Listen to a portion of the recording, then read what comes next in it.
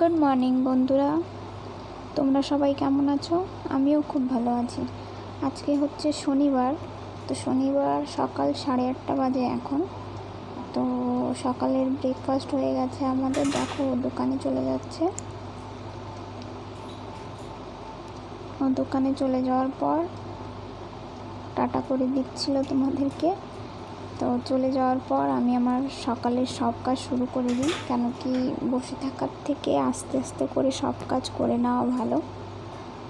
তো দেখো গাড়িটা এত স্টার্ট দিচ্ছে তবুও হচ্ছিল না।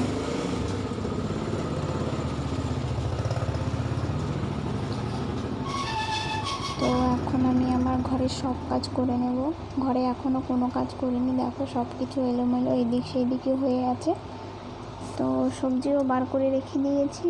এখানে থালা বাসন কালকে রাত্রের, আমি কালকে সকালেরও বলছি।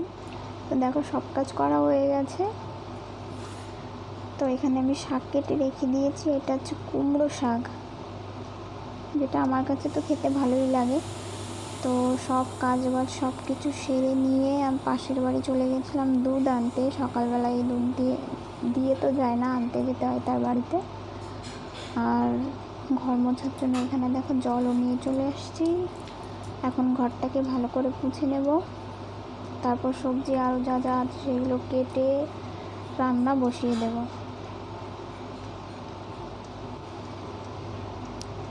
আমাদের এইখানে প্রচণ্ড পরিমাণে সকাল থেকেই একদম টাক ফাটা রৌদ্র ওঠে, প্রচণ্ড পরিমাণে গরম, যার জন্য ভাবি যে জলদি জলদি যদি সব কিছু করে নিতে পারি তাহলেই ভালো। তো এইখানে দেখো আমি ঘর পোছার জন্য রেডি হয়ে গেছি। আর তোমাদের সাথে আমি অনেক দিন পরে কথা বলছি। তো মাঝখানে আমার 2-3 মাস শরীরটা প্রচণ্ড খারাপ ছিল, যার জন্য আমি কোনো ভিডিও শেয়ার করিনি। তো দেখো আজকে কি করি সারাদিনে। ঘর পোছা হয়ে গেলে তারপরে আমি রান্না করি, কেন কি রান্না বান্না করার পর ঘরটাকে পুছতে ভালো লাগে না, আগেই পুছে নিই। আর এত পরিমাণে গরম, দেখো বাইরে এখনই বোঝা যাচ্ছে যে কতটা রৌদ্র, প্রচণ্ড পরিমাণে গরম লাগে। দেখো একা একা ঘরে থাকি তো মন খারাপ হয়, কিন্তু আস্তে আস্তে করে ওই জন্য সব কাজ করে নিই। আর আগে তো তাও একটু ফোন চালাতাম, এখন ফোন চালানো বলতে গেলে বারণই আছে, ফোন এখন খুবই কম চালাই। তো ওই জন্য 5 মিনিটের কাজটাকে আমি এখন 15 মিনিট ধরে করি, তাও ঠিক আছে, কিন্তু কাজের মধ্যে দিয়ে নিজেকে চালিয়ে নিই। ঘর পোছা, ঘর ঝাড় দেওয়া, বিছনা গোছানো, থালা বাসন ধোয়া সব কিছু আস্তে আস্তে করে নিই। তারপর রান্নাবান্না হয়ে গেলে পরে খাওয়া দাওয়া করে আধা ঘন্টা 1 ঘন্টা রেস্ট করে তারপর আবার বাইরে গিয়ে চুপচাপ বসে থাকি। তো এখানে দেখো প্রায় আমার ঘর পোছা হয়েই গেছে। তো দেখো আগে কি করি। একা একা ঘরের মধ্যে থাকলে পারে না, সবার জন্য মন প্রচণ্ড খারাপ লাগে, মা বাবা দাদা দিদা ভাই। ওই জন্য আস্তে আস্তে করে সব কাজ করে নিই। আর দেখবে একা একা বেশিক্ষণ বসে থাকতেও না, আর নিজেরই অনেকটা খারাপ লাগে। তো দেখো ঘর তো পুরো পোছা হয়ে গেছে, এখন বাইরে চলে গেলাম। আর বাইরে এত পরিমাণে গরম, রৌদ্র এত পরিমাণে বলার মতো নয়। রান্না করতে প্রচণ্ড পরিমাণে কষ্ট হয়। তো জল টল ফেলে দিয়ে দেখো চলে এসেছি ঘরের মধ্যে। এখন গরম জন্য এখন একটু জল খেয়ে নেব, তারপরে রান্নার যত সবজি আরও কাটার আছে সেগুলো করে নেব। দেখো জল খাওয়া হয়ে গেছে। তো ফ্রিজ থেকে না আমার মাছ বের করতে আমি ভুলে গেছিলাম, তো এখন বের করে নিলাম। মাছটা যখন বরফগুলো একদম গলে যাবে তারপর রান্নাটাকে বসিয়ে দেবো। তার আগে সবজিও তো কাটতে হবে। তো দেখো এটা হচ্ছে ঝিঙে আলু দিয়ে মাছ দিয়ে রান্না হবে। তো কেটে ধুয়ে রেখেছি। এটা হচ্ছে কুমড়ো শাক, এটা হচ্ছে কমলি শাক ভাজা করব বেগুন পেঁয়াজ রসুন লঙ্কা দিয়ে। আর সবজি কাটতে কাটতে না হাত কেটে গেছে, ওই জন্য ভাবছি আজকে সবজির মধ্যে একটা দুটো করেই লঙ্কা দেবো, নাহলে খাওয়ার সময় আমারই কষ্ট হবে। তো দেখো কীভাবে কী করে আমি রান্না করি। আমি কেউ কি রান্না তো শেখাতে চাই না, আমি আমার মতনই রান্না করছি। দেখো এখানে মাছ ভেজে আমি নিয়ে নিয়েছি। তো প্রথমে শাক ভাজাটা করে নেব। তো প্রথমে শুকনো লঙ্কা আর রাঁধুনি রসুন এটাকে আমি ভালো করে একটু হালকা করে ভেজে নেব। তারপর কেটে রাখা পেঁয়াজ দিয়ে দেব।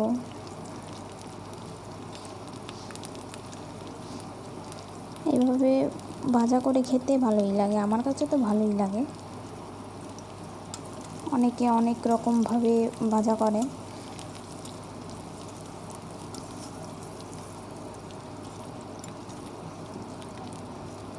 দেখো কেটে রাখা পেঁয়াজ আমি সব কিছুই না কেটে ধুয়ে পরিষ্কার করেই রেখেছিলাম, ওই জন্য জলদি জলদি রান্না হয়ে যায়। তো পেঁয়াজগুলো দিয়ে আমি হালকা করে পেঁয়াজটাকে ভেজে নিয়ে তারপর শাকগুলো দিয়ে দেবো।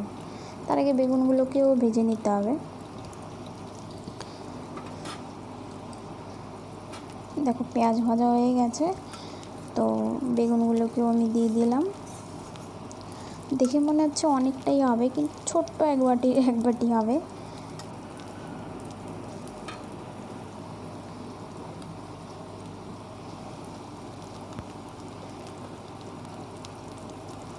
এই যে শাকগুলো দেখো কত ছোট ছোট করে কেটে নিয়েছি। তো এইগুলো এখন দিয়ে দিলাম। দেখে অনেকটা পরিমাণ মনে হচ্ছে, কিন্তু ভাজার পরে অল্প হয়ে যাবে।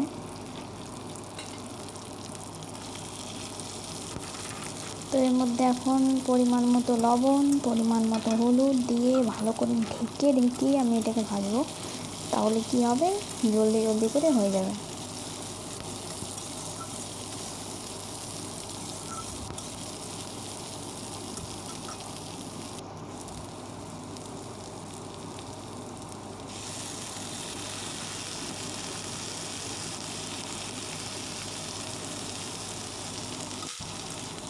আমি না রোজই মোটামুটি শাক খাওয়ার চেষ্টা করি, আর কিছু খাই না খাই। তো এখানে শাক ভাজা হয়ে গেছে, এটাকে এখন নামিয়ে নেব। আজকে হাত কেটে গেল, তো হাত এক বিন্দু রক্ত বেরোয়নি জানো। তো এখন আমি কুমড়ো শাকটাকে বানাবো, তার জন্য রাঁধুনি আর আবারও সেই শুকনো লঙ্কা ফোড়ন দিয়ে দিলাম। তো এর মধ্যেও রসুন দিয়ে দেবো। রসুন দিয়ে তারপরে শাক দেওয়ার পর ওটাকে ভালো করে আমি একটু ভেজে নেবো আগে, তারপরে জল দিয়ে নাড়িয়ে চাড়িয়ে তারপর নামিয়ে নেবো। দেখো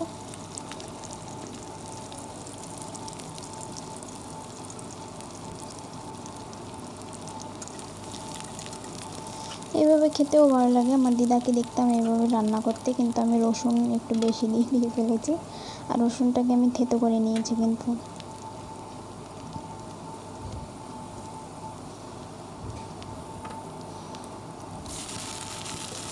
শাকটাকে দেওয়ার পরে তারপরে এর মধ্যে পরিমাণ মতো নুন পরিমাণ মতো হলুদ এগুলো দিয়ে ঢেকে দেবো। আর শাকের থেকে কিন্তু অবশ্যই জল তো বেরোবেই, তাই না।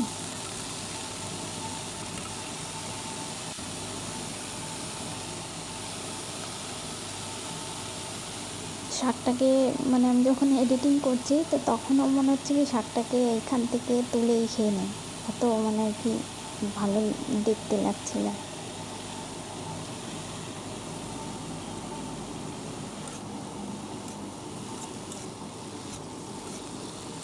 এখন এটাকে আমি ঢেকে তারপর 5 থেকে 6 মিনিটের মধ্যে ঢেকে রাখবো। তো শাকগুলো না একদম পুরো সিদ্ধ হয়ে যাবে। শাক রান্না করতে এমনিও বেশি টাইম লাগে না। দেখো কি সুন্দর একদম, যখন দিয়েছিলাম তখন অনেকটা পরিমাণে ছিল, এখন দেখা একদম অল্প হয়ে গেছে। তো এর মধ্যে দিয়ে দিলাম একটা মাছটা কিন্তু অনেক বড়ই ছিল। তো এটাকে আমি ছোট ছোট করে টুকরো করে নিয়েছি, কেন কি এটা একবারই খাওয়া হবে। তো একটু একটু করে মাছ খেয়ে নিলেই হয়ে যাবে, যে বেশি বেশি করে খেতে হবে তার তো কোনো কথা নেই।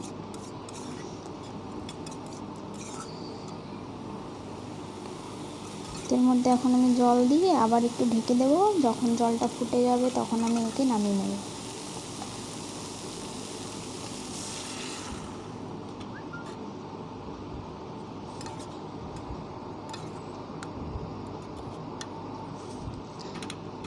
আর ঝিঙে যখন আমি রান্না করছিলাম না, তখন না আমার নামটা মনেই পড়ছিল না যে এর নাম ঝিঙে। তো তখন আমি আর মনে পড়ছিল না জন্য আমি আর ওই ভিডিও শ্যুটটা আমি করিনি। তো দেখো এখানে শাক রান্না হয়ে গেছে, এখন এটাকে আমি নামিয়ে নেব।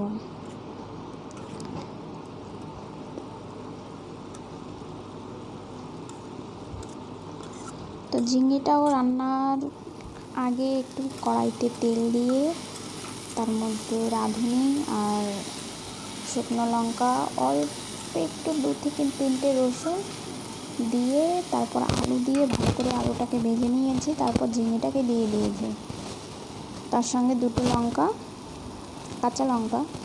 তো এটাকে দেখো কি সুন্দর করে মানে ভালো করে এটাকে ভেজে নিতে হবে আগে।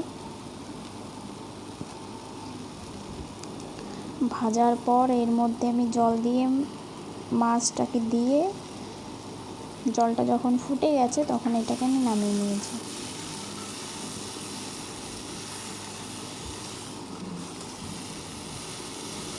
আর রান্নার পরে না আমি ভাবছিলাম যে চান দান করে এসে তোমাদের সাথে কথা বলবো, কিন্তু পারিনি, কষ্ট হয়ে যাচ্ছিল।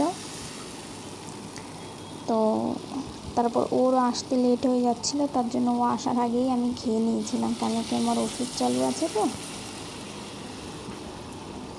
ও আসতে আসতে প্রায় 2-3টে বেজে যায়, ওর জন্য আগে গিয়ে খেয়ে নিয়েছি। ও আসার সঙ্গে সঙ্গে খেয়ে দিয়ে আবার চান দান করে চলে গেছিলো দোকানে। তোর জন্য পরে আর আমি শ্যুট করতে পারিনি। তারপর পরে 5টার দিকে আমি একটুখানি করেছিলাম, বাইরে গিয়ে বসছিলাম তো তখন।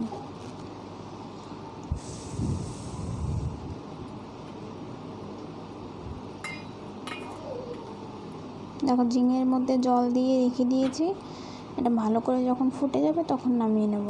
পাশে ভাতও বসিয়ে দিয়েছিলাম। তখন গ্যাস মুছে চান করে পুজো দিয়ে আর যে বাসন কিছু হয়েছিল সেগুলো ধুয়ে টুয়ে তারপরে একদম চুপচাপ বসছিলাম।